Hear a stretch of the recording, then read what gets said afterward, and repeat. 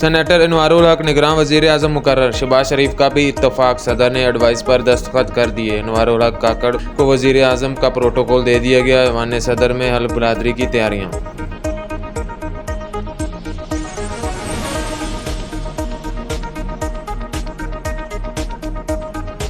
पाकिस्तान के लिए रूसी तेल की दरामद आर्जी तौर पर मुअत्तल। पाकिस्तान रिफाइनरी ने रूसी तेल रिफाइन करने से इनकार कर दिया।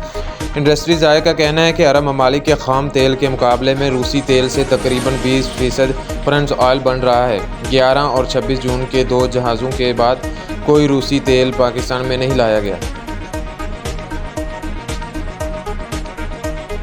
वज़ीर आला बलूचिस्तान ने असेंबली तहलील करने की एडवाइस पर दस्तखत कर दिए।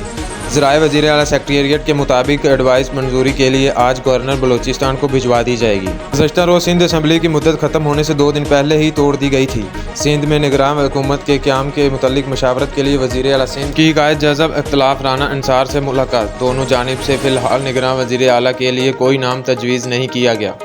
तय किया गया कि क़यादत से मशावरत के बाद नाम पेश किए जाएंगे। रहनुमाओं के दरमियान कल दोबारा मुलाकात पर इत्तफाक। वज़ीर आला और अपोजिशन लीडर सिंध में इत्तफाक ना होने की सूरत में मामला पार्लिमानी कमेटी में जाएगा। वहाँ पे भी फैसला ना हुआ तो सिंध निगरान सेटअप की तश्कील इलेक्शन कमीशन करेगा। PTI को गैर मुल्की फंडिंग ज़ब्ती केस में इंसाफ के तकाज़ों के तहत तफसीली जवाब जमा कराने की इजाज़त मिल गई। इलेक्शन कमीशन ने हुक्मनामा जारी कर दिया। फैसले में लिखा कि PTI 22 अगस्त तक शोकॉस का हतमी जवाब जमा करा दे। बसूरत दीगर इलेक्शन कमीशन दस्तयाब रिकॉर्ड की बुनियाद पर हतमी फैसला सुनाकर केस निपटा देगा। हुक्मनामा चीफ इलेक्शन कमीशन के दस्तखत से जारी किया गया।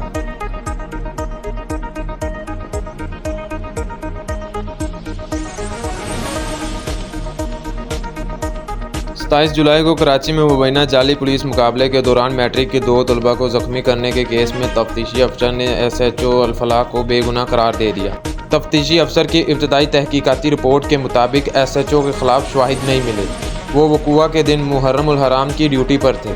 उन पर सहूलतकारी के इल्ज़ाम भी साबित नहीं होता। मुद्दई मुकदमा परवेज़ अहमद ने भी SHO की रिहाई पर नो ऑब्जेक्शन का हलफनामा दे दिया।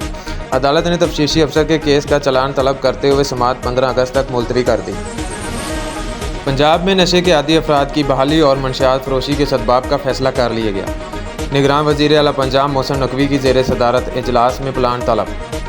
वज़ीर आला के स्कूल और कॉलेज मंशियात फरोशी हर कीमत पर रोकने और मंशियात सप्लाई करने वाले माफियाज को कानून के शिकंजे में लाने की हिदायत। इजलास में फैसला हुआ कि नशे के आदी अफराद की बहाली के लिए खुसूसी सेंटर का क़याम अमल में लाया जाएगा। MQM के रहनुमा मुस्तफ़ा कमाल का कहना है कि बिलावल भुट्टो इंडिया के खिलाफ कश्मीरियों का केस लड़ते रहे, मगर खुद कराची वालों के साथ वही रवैया रखा जो मोदी ने कश्मीरियों के साथ रखा हुआ है।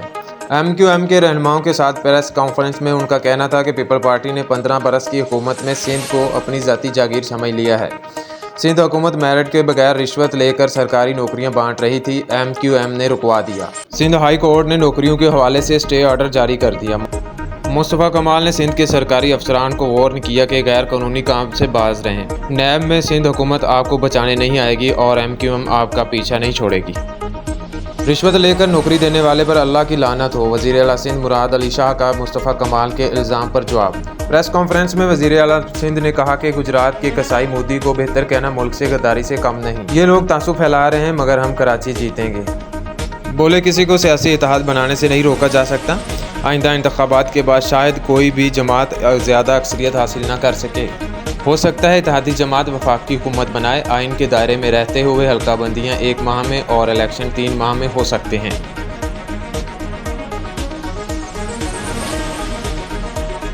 घोटकी के कच्चे में 3 मुकदमियों को बाजियाबी के लिए ऑपरेशन। पुलिस के मुताबिक अगवाकारों ने ओबाड़ो, डैरकी और मियांवाली की 3 अफराद को यरगमाल बनाया हुआ है। डाकुओं ने मुकदमियों पर तशद्दुद की वीडियो भी बुरसा को भेज दी। महकमा जंगली हयात खैबर पख्तूनख्वा का मलाकंड की तहसील बटखेला में घर पर छापा।